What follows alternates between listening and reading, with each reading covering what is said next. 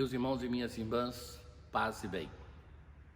Devo confessar para vocês que sinto muito a vossa ausência nesse santuário. Em pouco tempo eu me acostumei com a vossa presença, com os vossos rostos, com o vosso modo de ser. E essa igreja tem um sentido de ser por duas presenças: a presença do Senhor, o Senhor que se faz presente no sacramento, na sua palavra, na assembleia que aqui se reúne. E essa igreja tem um sentido pelo povo de Deus que ela acolhe. Uma igreja que sempre foi um local, desde cedo, quando se abre até tarde da noite, para acolher o povo de Deus. E sentimos a falta desse povo. Mas esperemos a nossa tristeza. Acredito que no nosso caminho da quaresma deste ano, a grande tentação que nós temos é fazer essa quaresma se tornar somente uma quarentena e vivermos em função de um vírus, que de outra coisa não se fala. O tema é sério, mas não é só isso.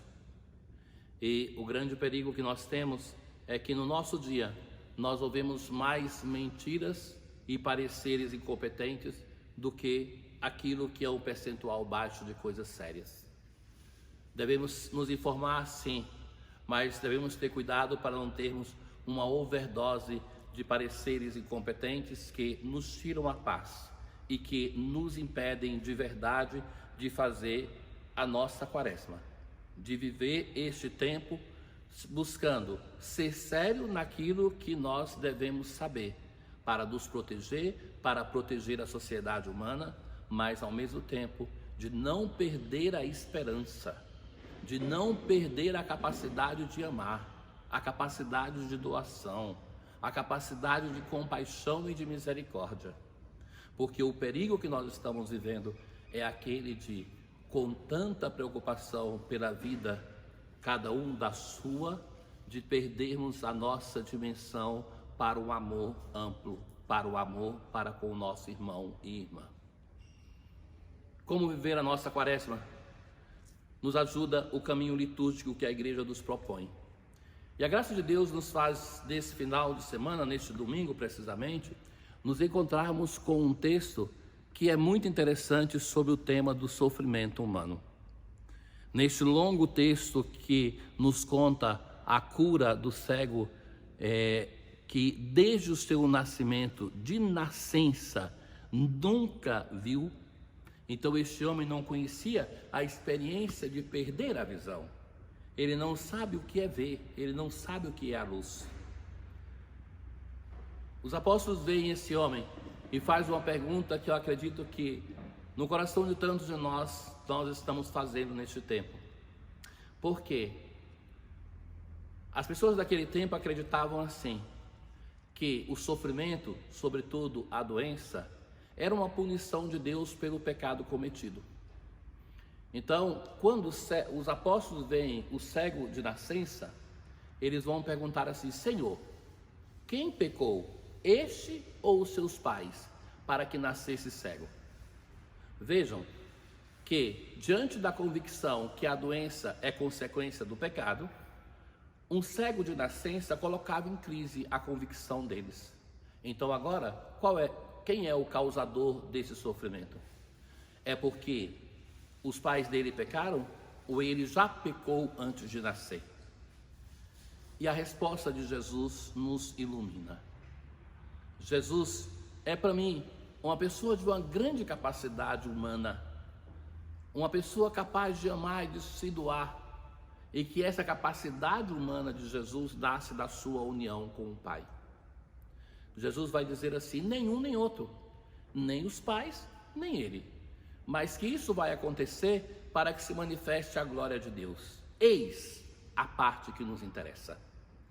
Não é Deus que causou este sofrimento que nós estamos vivendo. Não escutem quem quer nos convencer que isso é um castigo de Deus. Um Deus que haja tão humanamente assim, e de uma humanidade que vale pouco, porque uma pessoa que vivesse somente para castigar quem fez mal para ela, já humanamente não seria bom. mas nosso Deus é amor, é misericórdia, não pode não nos amar, não se contenta com o nosso pecado, mas nos acolhe a todos nós pecadores. O que nós vivemos não é uma consequência dos nossos pecados, não é uma punição de Deus, não estamos vivendo o anúncio do fim do mundo, que nem o Senhor Jesus sabia quando era. Abandonem todos esses discursos, escutemos a palavra de Deus. Ela que é o centro da nossa formação de fé, é o fundamento por excelência da revelação. O nosso Deus não é o Deus da punição, do castigo e da vingança, é o Deus do amor, da compaixão e da misericórdia, e é isso que Jesus vai insistir. Ora, aquele cego que nem conhecia a luz, não foi ele que pediu para ser curado, mas é Jesus que gratuitamente oferece para ele, de ele poder ver. E o que nós vamos ver é a maravilha que Deus faz na vida deste homem. Este evangelho, a igreja sempre anunciou no tempo da quaresma, para preparar os catecúmenos para o batismo. O sacramento do batismo é chamado o sacramento da iluminação, aonde uma pessoa vai ver a luz que é o Senhor ressuscitado, aquela luz que vence as trevas na noite da Páscoa, da vigília pascal, e que é o batismo que nos insere nessa luz, de tal modo que somos chamados de iluminados. O sacramento da iluminação nos traz a luz de Cristo e nós somos iluminados. Este homem vai fazer um percurso interessante de fé. Jesus está com ele no início, mas depois deixa que ele possa crescer. Não protege como uma criancinha de colo, mas o empurra para que ele cresça. E ele vai ter que enfrentar o povo que não o reconhecia, as autoridades de Israel, depois os seus próprios pais que o abandonam. A relação com Jesus, no primeiro momento ele vai dizer de Jesus, é um homem, mas vai dizer, eu não sei quem ele é de verdade. Enquanto os fariseus vão dizer sempre quem é Jesus, ele vai dizer, eu não sei. Depois ele vai dizer que este homem é um profeta.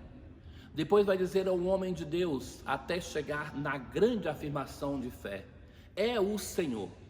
Dizer é o Senhor é dizer que ele é o ressuscitado.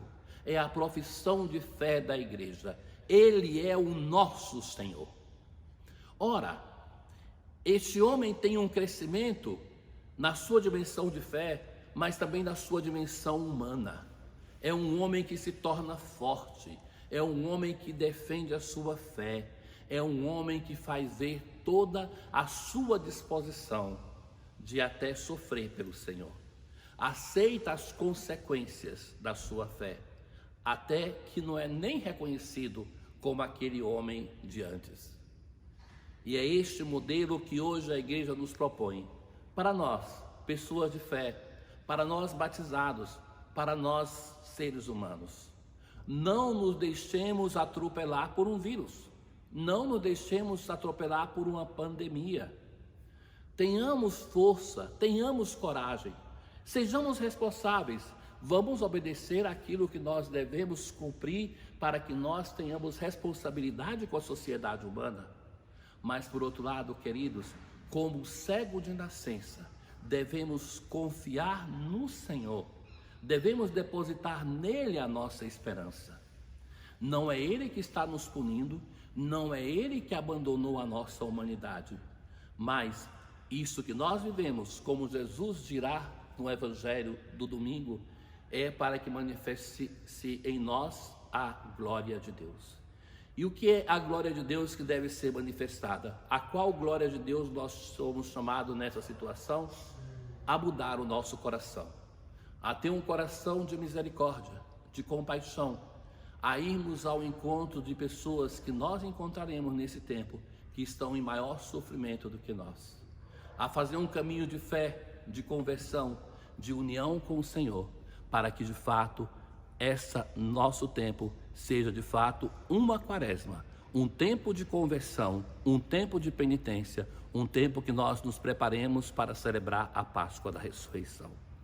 Um bom caminho, uma boa conversão e que aquilo que nós nesse tempo somos constrangidos a viver, o isolamento, a vida de família, possa produzir frutos para que nós sejamos melhores. Que o cego de nascença seja para todos nós um modelo de união com o Senhor. Que o Senhor nos abençoe. Um bom domingo, uma boa semana, paz.